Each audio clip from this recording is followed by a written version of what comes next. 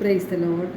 സ്നേഹമുള്ളവരെ, 2 കൊറിന്തോസ് 5-ാം അധ്യായം 15-ാം തിരുവചനം പറയുന്നു, ജീവിക്കുന്നവർ ഇനിയും തങ്ങൾക്ക് വേണ്ടി ജീവിക്കാതെ തങ്ങളെ പ്രതി മരിക്കുകയും ഉയർക്കുകയും ചെയ്തവനു വേണ്ടി ജീവിക്കേണ്ടതിനാണ് അവിടുന്ന് എല്ലാവർക്കും വേണ്ടി മരിച്ചത്. നമ്മുടെ കർത്താവായ യേശുക്രിസ്തു നമുക്കെല്ലാവർക്കും വേണ്ടിയാണ് മരിച്ചത്.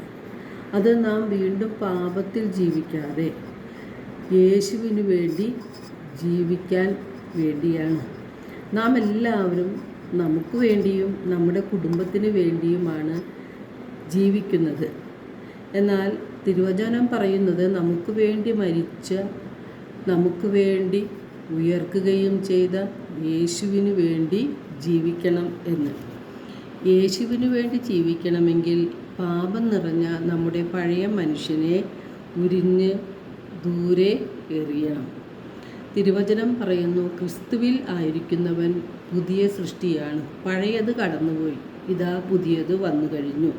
പാപം നിറഞ്ഞ പഴയ മനുഷ്യനെ നാം ഉരിഞ്ഞു മാറ്റുമ്പോൾ നാം ഒരു പുതിയ സൃഷ്ടിയായി മാറുകയാണ്. ദൈവത്തിൻ്റെ വചനമാണ് നമ്മെ നവീകരിക്കുന്നത്. അത് നമ്മെ രക്ഷയിലേക്ക് നയിക്കും. വിശുദ്ധ യാക്കോബ് എഴുതിയ ലേഖനം 1-ാം അധ്യായം 21-22 തിരുവചനങ്ങളിലൂടെ നമ്മുടെ ആത്മാക്കളെ എങ്ങനെ രക്ഷിക്കാൻ കഴിയും എന്ന് വ്യക്തമായി പറയുന്നുണ്ട്. ആകയാൽ എല്ലാ അശുദ്ധിയും വർദ്ധിച്ചു വരുന്ന തിന്മയും ഉപേക്ഷിച്ച് നിങ്ങളിൽ പാകിയിരിക്കുന്നതും നിങ്ങളുടെ ആത്മാക്കളെ രക്ഷിക്കാൻ കഴിവുള്ളതുമായ വചനത്തെ വിനയപൂർവം സ്വീകരിക്കുവിൻ. വചനം കേൾക്കുക മാത്രം ചെയ്യുന്ന ആത്മവഞ്ചകരാകാതെ അത് അനുവർത്തിക്കുന്നവരും ആയിരിക്കുവിൻ എന്ന്.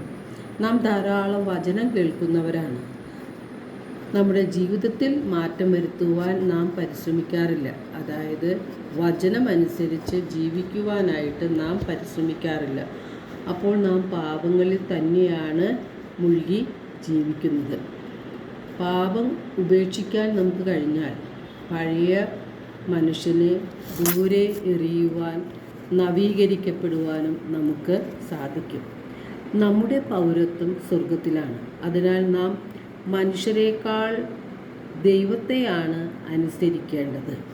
ഈ ലോകവും അതിൻ്റെ മോഹങ്ങളും കടന്നുപോകും. ഇവയെല്ലാം നശ്വരങ്ങളാണ്. ഒരു ദിവസം നമ്മളെല്ലാവരും ഈ ലോകത്തിനോട് വിട പറയും. തുടർന്നുള്ള നമ്മുടെ ജീവിതം യേശുവിനോടൊപ്പം ആയിരിക്കും. അതിന് യോജിച്ച വിധത്തിലുള്ള, അതിന് അർഹത നേടുന്ന തക്ക വിധത്തിലുള്ള ഒരു ജീവിതമായിരിക്കണം നാം ഈ ഭൂമിയിൽ നയിക്കേണ്ടത്. വിശുദ്ധ യോഹന്നാൻ്റെ സുവിശേഷം 14-ാം അധ്യായം 1-ാം തിരുവചനത്തിൽ യേശു പറയുന്നുണ്ട്, നിങ്ങളുടെ ഹൃദയം അസ്വസ്ഥമാകണ്ട, ദൈവത്തിൽ വിശ്വസിക്കുവിൻ, എന്നിലും വിശ്വസിക്കുവിൻ. എൻ്റെ പിതാവിൻ്റെ ഭവനത്തിൽ അനേകം വാസസ്ഥലങ്ങളുണ്ട്. ഇല്ലായിരുന്നുവെങ്കിൽ നിങ്ങൾക്ക് സ്ഥലമൊരുക്കുവാൻ പോകുന്നു എന്ന് ഞാൻ പറയുമായിരുന്നു. ഞാൻ പോയി നിങ്ങൾക്ക് സ്ഥലം ഒരുക്കി കഴിയുമ്പോൾ ഞാൻ ആയിരിക്കുന്നിടത്ത് നിങ്ങളും ആയിരിക്കേണ്ടതിന് ഞാൻ വീണ്ടും വന്ന് നിങ്ങളെയും കൂട്ടിക്കൊണ്ടുപോകും.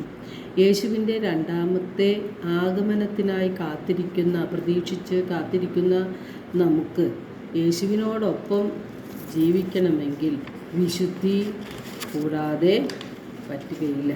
വിശുദ്ധി വരണമെങ്കിൽ പാപത്തെ നാം ഉപേക്ഷിക്കണം.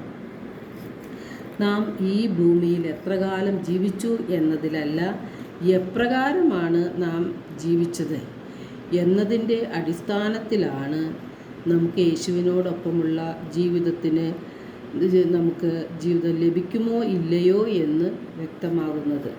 ഗലാത്തി 1:4 തിരുവചനം പറയുന്നുണ്ട്, തിന്മ നിറഞ്ഞ ഈ യുഗത്തിൽ നിന്നും നമ്മെ മോചിപ്പിക്കേണ്ടതിന് നമ്മുടെ പിതാവായ ദൈവത്തിൻ്റെ അഭീഷ്ടമനുസരിച്ച് നമ്മുടെ പാപങ്ങൾക്ക് വേണ്ടി യേശു ജീവൻ ബലിയർപ്പിച്ചു. യേശുവിനോടൊത്തുള്ള ജീവിതത്തിന് നമുക്ക് വേണ്ടത് വിശുദ്ധിയാണ്. വിശുദ്ധി കൂടാതെ ആർക്കും ദൈവത്തെ ദർശിക്കുവാൻ സാധിക്കുകയില്ല. പറുദീസ നഷ്ടപ്പെട്ട നമുക്ക് വീണ്ടും പറുദീസ നൽകുന്ന ദൈവത്തിൻ്റെ രക്ഷാകര പദ്ധതികളാണ് കൂദാശയിലൂടെ നടക്കുന്നത്. കുമ്പസാരമെന്ന കൂദാശയിലൂടെ പാപമോചനം നേടി ദൈവത്തിൻ്റെ വചനമനുസരിച്ച് ജീവിക്കുമ്പോൾ നമുക്ക് വിശുദ്ധി ലഭിക്കും.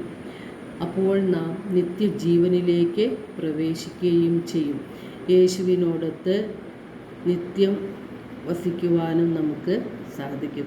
എല്ലാവർക്കും ഒരു നല്ല ദിനം ആശംസിക്കുന്നു. ദൈവം നമ്മെ ഓരോരുത്തരെയും സമൃദ്ധമായി അനുഗ്രഹിക്കട്ടെ.